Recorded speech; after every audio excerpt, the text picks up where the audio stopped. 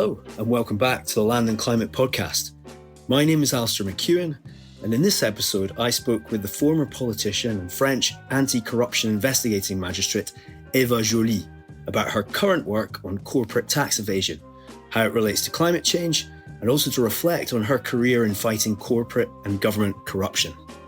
A Franco-Norwegian, Eva Joly came to prominence in the 1990s and 2000s when she made her name as one of the lead investigating magistrates into French financial corruption and its links to state activities.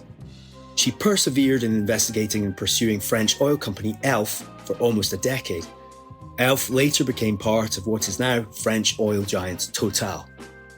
And Eva Joly uncovered financial corruption implicating leading executives of the company, including its chief executive, Loïc Le Floch-Prigent, who had close ties to then President François Mitterrand, and also uncovered was Elf's involvement in illegally financing French politicians in France, as well as political parties and political figures in sub-Saharan Africa, such as Gabon and the Democratic Republic of Congo. Other figures which will come up in the conversation I have with Eva are the then number 2 at oil company Elf at the time of the corruption scandal, Alfred Siervin, André Taralot, then director of African Affairs at Elf, and early on she refers to the Biderman case, which involves Maurice Biderman, a French textiles magnate in the 1970s and 80s. The Elf case started not as an Elf case, but as a Biderman case. And that was by the authority of the market, La COB, who had a look into the financial accounting of the Biderman group. He had American interests, and Le COB believed that these interests were not evaluated for their real value, that it was over-evaluated. So it was a very little file for a very modest company. But what happened then, when I looked to the financial statements, I saw that they had obtained quite recently a very big loan from a Canadian bank. And I saw that a subsidiary of Elf had put a lot of money in this company. And this, to me, didn't look normal. So I invited the financial director of Elf as a witness, only to ask him, why on earth does an oil company invest in textile company that has big difficulties? In an unbelievable way, this financial director told me that it was because of the personal link between the head of Elf and Mr. Biderman, and he told me about their friendship. So that was how I made the link. And I think that was really a coincidence. And this coincidence, not many people would know about it. And I dropped to look into the accounting of Biderman, which was not very interesting, but I started looking into why they had put money in here. And also, as I had worked with crisis management in a way of many companies during 3 years, I perfectly know that you will not obtain 100 million euros loan when you are close to bankruptcy without giving very solid guarantees. And when I asked this question to Mr. Biderman, what kind of guarantees did you give to obtain this loan? He said, I didn't give any guarantee at all. And then I said to myself, they are playing the role of the bank, but it's not their money. It's probably Elf money. I spent several years to prove that, but that was the case. This was the beginning of an investigation. We had information that the head of Elf, Mr. Le Floch-Prigent, and his wife, Fatima, had benefited from an invitation from Mr. Biderman to go to sport d'hiver, to winter sport, in a very fashionable station in the US. So this was a small thing, but rather easy to establish. But they denied it, and by denying it, I was obliged to make the inquiry. So looking into the account and putting 1 foot in front of the other, Day after day, we were able to establish little by little that there were huge payments from the company's assets to people working in Elf, like Mr. Lefloc himself, Mr. Sirvin, Mr. Taralot, Mr. Guillon, Monsieur Pages, a lot of names of people working within the company. And it was rather easy because it was a public company, so it was easy to know what their salary was, what their situation of fortune was. And there were huge discrepancies. These people had bought themselves castles and had constructed beautiful parks, or had bought a lot of antiquité and jewelry, and every day you found something new. And I came to understand that not a single operation, not a single contract made by these people were corruption-free. There was always addendum, always a way to nourish the Schloss funds. And to understand that, for instance, Elf was about to buy a small oil company in France, and they would agree on the price. And then by night, somebody from Elf comes to the seller saying, we agreed at 15 million, but you know what? We will need 5 million more, and we will share it. You will get a bit, and the Schloss funds will get the other bit. So these co-contractants, in a way, they were obliged to play that game. And this kind of information I got from very many people. When contracts were passed, they were expected to increase the price by different ways in order to get money into the Schloss fund. This mainly was to the interest of the people working in Elf. And they had a very luxury lifestyle. I mean, house in Saint-Tropez, house in the mountain for the winter sport, and a beautiful flats in Paris. I mean, lifestyle that you would need to have a wealth of, 20 millions or 50 millions to be able to afford it. And this is important to understand. When you have all these Schloss funds and nobody to control it, it is very easy to take the money and use it for yourself. So this was the first part.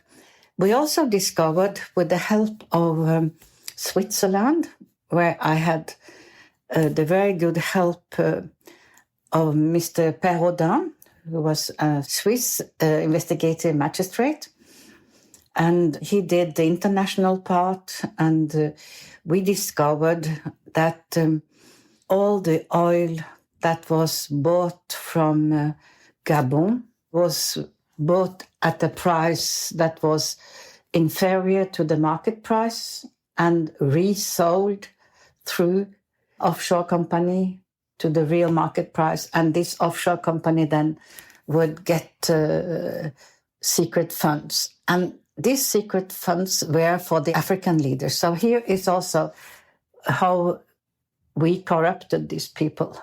But corruption is only an offense since 2000.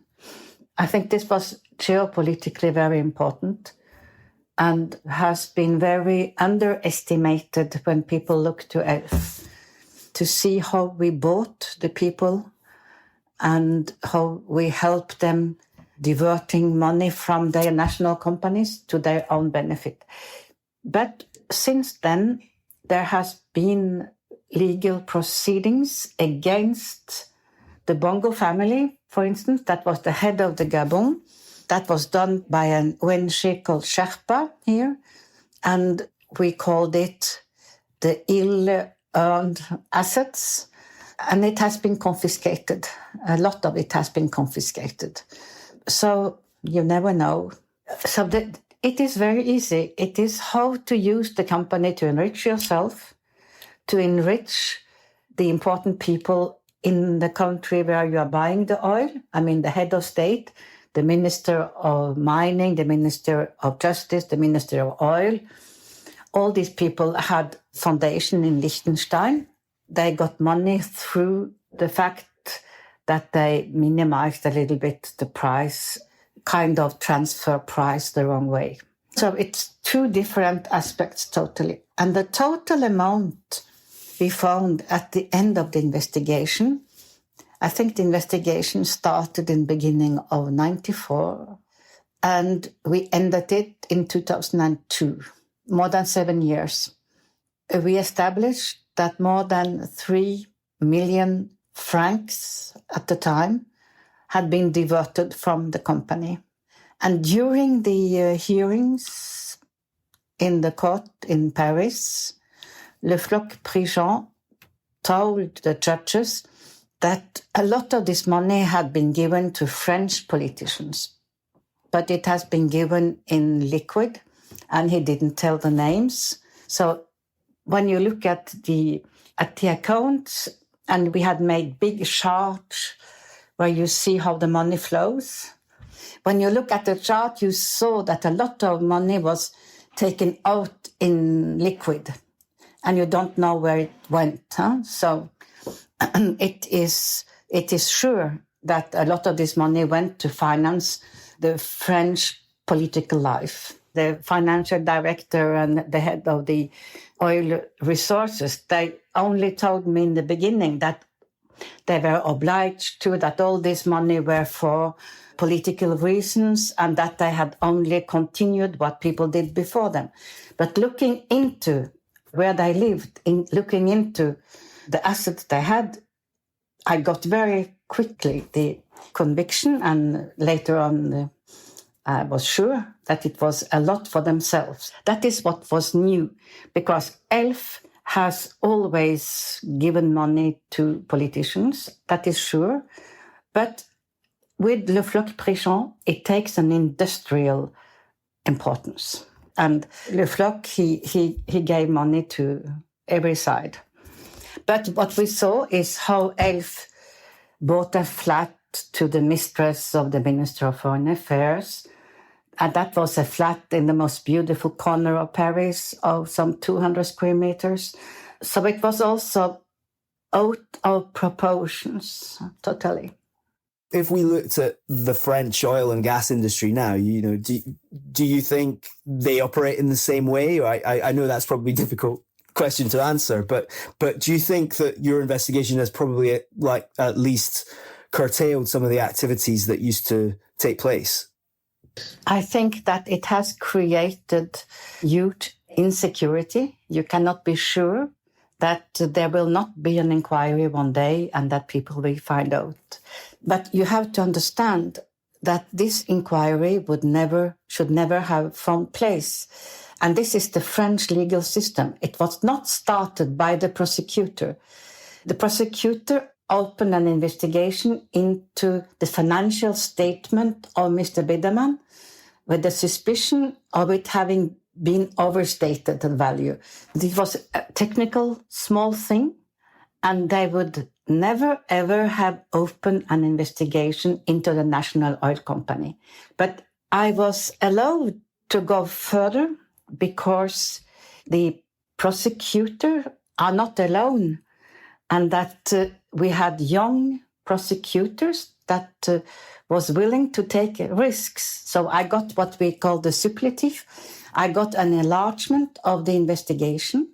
And once you have this enlargement, nobody can stop you. We have much better laws now, because at that time we didn't have the UN Convention Against Corruption. That was in 2003. We didn't even have the OECD Convention. We have much better laws now, and also the EU has obliged all the member states to have an incrimination for corruption and money laundering. And today, all these texts are powerful tools. What I think today is that what happened with corruption in the 90s, it took a lot of time. Norway, for instance, had only 6 months penalty for corruption. And today we are up till 10 years. But I think the same thing will happen now with the multinationals and their tax evasion and tax fraud. They believe that they are free to lower their taxes with fraudulence, for me, with transfer pricing that are over-evaluated in order not to pay taxes in France, for instance. But I think that this is also about to change. I think that people understand the seriousness of these big companies not contributing to the common good, and that little by little now we will have cases for presentation of false financial statements because you have exaggerated the cost of your mark or certain fees or interest, and that we will see now multinational companies being convicted. And it is for the prosecutor to choose the proceedings he uses. He can use what we call the CGIP, which is kind of American way. You negotiate multinational an amount of fine, but you say they are not guilty and they are not excluded from international markets and all this. This is what happened with McDonald's. You know that McDonald's was convicted in France in June 22 to 1.3 billion euros for tax fraud. But with the special proceedings that we have taken from the US, it has the advantage of being quite quick, rapid, but it has the inconvenience that the responsible persons, the head of finance and the COE, was not prosecuted. But you can never know. And that is important. That is the choice of the prosecutor. He can send you to court. And I believe that one day that will be done. And what is the price if you have deprived the society of $1 or $2 or $3 billion in taxes? What would be the punishment? And I believe that that will be as long as for corruption. I just wondered if you could make, given your work on international taxation now and tax reform, if you could make the link between that and climate.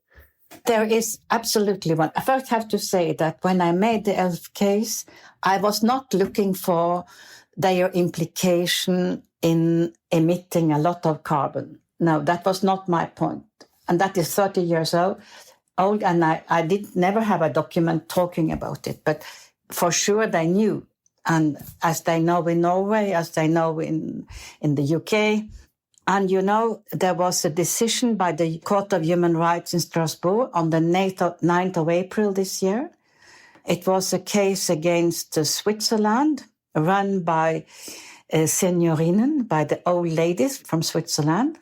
And the court ruled that not doing enough to protect the climate is a violation of human rights. And that opens up for the same thing as the tobacco in the 90s, I think.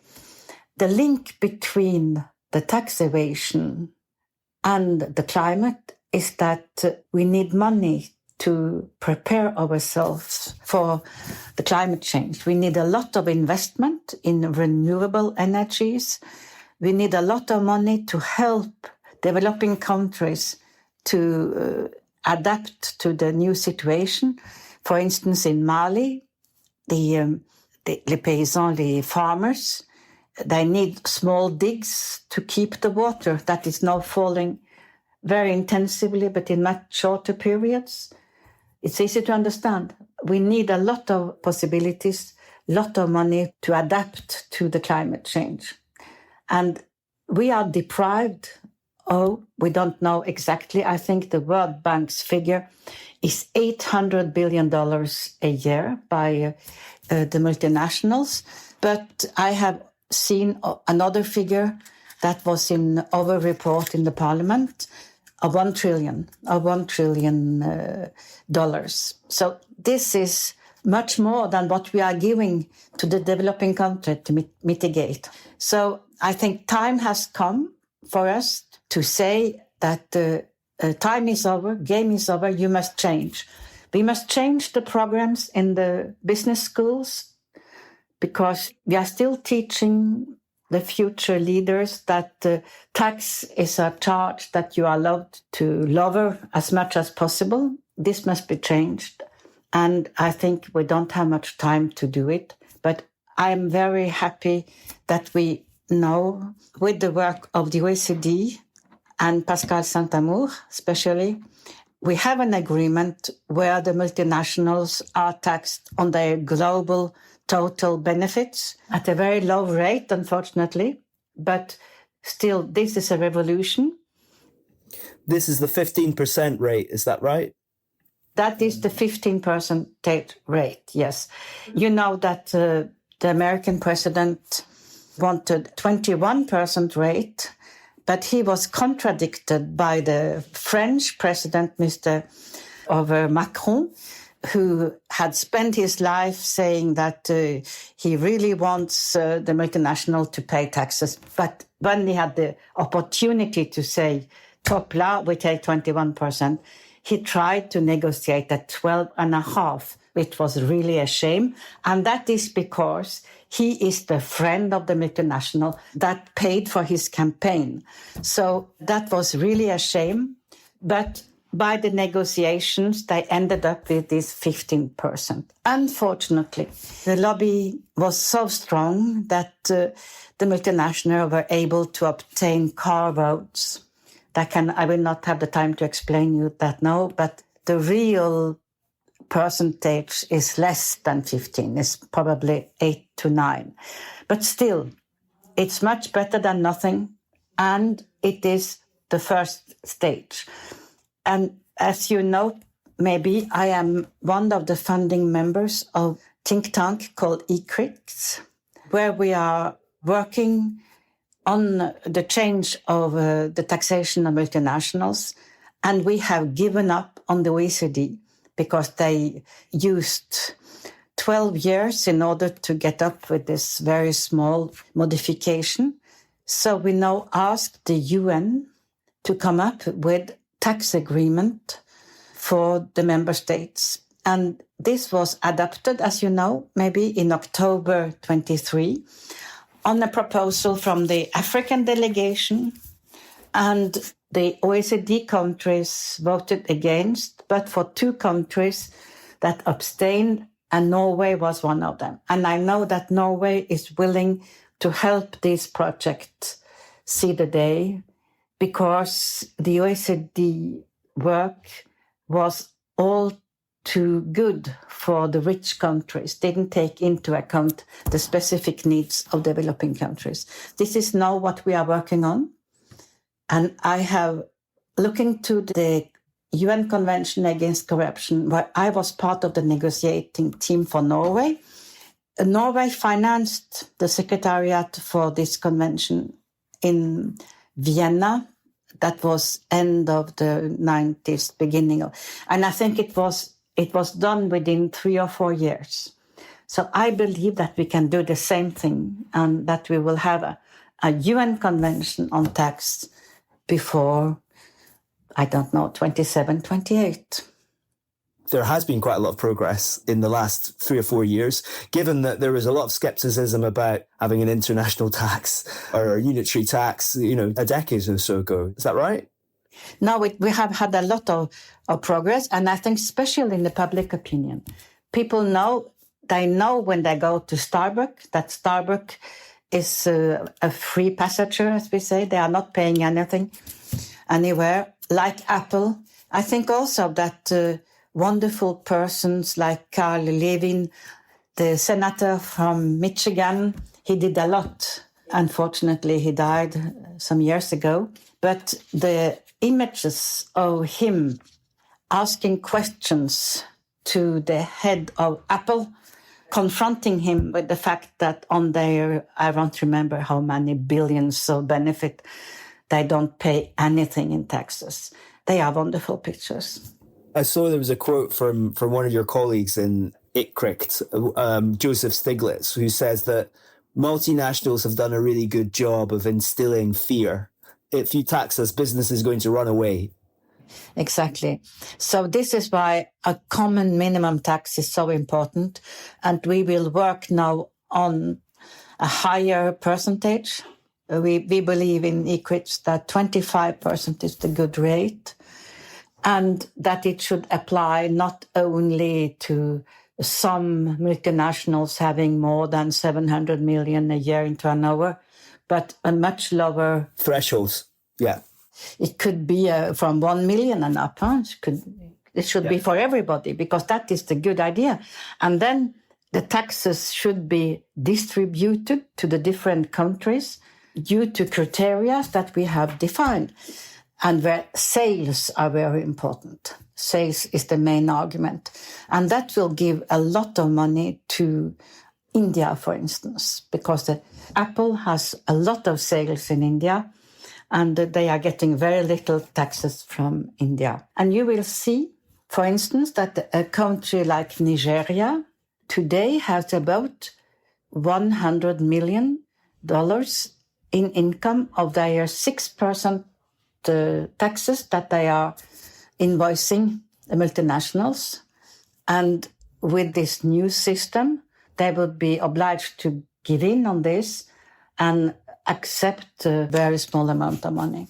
So there's a lot of work to be done, but I still think that there are fundamental new ways of thinking and that we are on the path of getting there. Thanks very much to Eva Joly for her time. For more details and explanation about the Elf Affair, which makes for interesting reading, please see our podcast blurb, which has further reading suggestions and also some links to the work on reforming international taxation. Thank you also to Vasco Kostovsky for producing our show. 2 weeks from now, we'll be back with my colleague Bertie talking to fashion journalist Alden Wicker about her book, To Die For, which explores the health impacts of under-regulated chemicals on high street clothing. Do also check out our website for our new pieces and features. Thanks for listening, and goodbye.